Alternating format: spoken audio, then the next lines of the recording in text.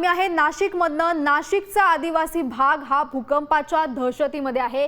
दररोज भूकंपाच्या धक्क्यांमुळे ग्रामस्थांमध्ये भीतीचं वातावरण आहे। सराड गावामधल्या आश्रमशाळेमध्ये मुलींच्या वसतिगृहाच्या भिंतींना तडे गेलेले आहेत। यामुळे 210 विद्यार्थिनींचा जीव धोक्यात आलेला आहे। विद्यार्थिनी या दहशतीच्या छायेत असून दररोज जीव मुठीत घेऊन त्यांना रात्र काढावी लागते।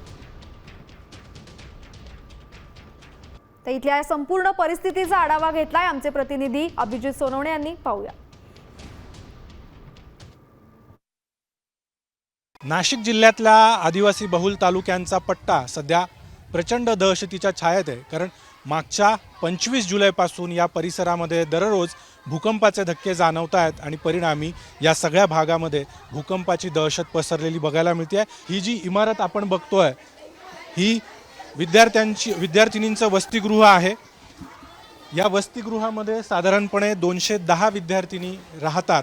या वसतिगृहाची इमारत आहे। या इमारतीला मोठ्या प्रमाणात तडे गेलेले आहेत आणि त्यामुळे मागच्या काही दिवसांपासून दररोज अगदी जीव मुठीत घेऊन इथल्या विद्यार्थिनींना रात्र काढावी लागते आहे। पूर्ण हा जो दरवाजाच्या वरचा भाग आहे, खिडक्यांच्या वरचा भाग आहे, तो पूर्णपणे तडे गेलेले आपल्याला बघायला मिळतात। आणि हे सगळे विद्यार्थिनी या ठिकाणी राहतात। 210 विद्यार्थिनी या वसतिगृहामध्ये राहतात। मात्र आतमधल्या भागामध्ये जर आपण बघितलं तर या ठिकाणी देखील हे अशा पद्धतीने तडे गेलेले आहेत।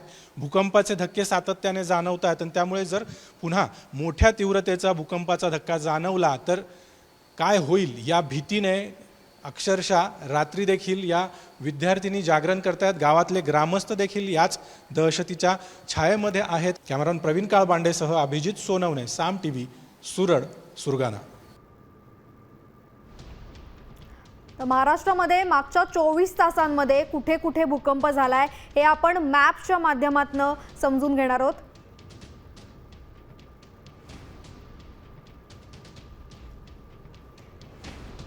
तर नाशिकमध्ये मागच्या काही दिवसांमध्ये सातत्याने भूकंपाचे धक्के जाणवत आहेत।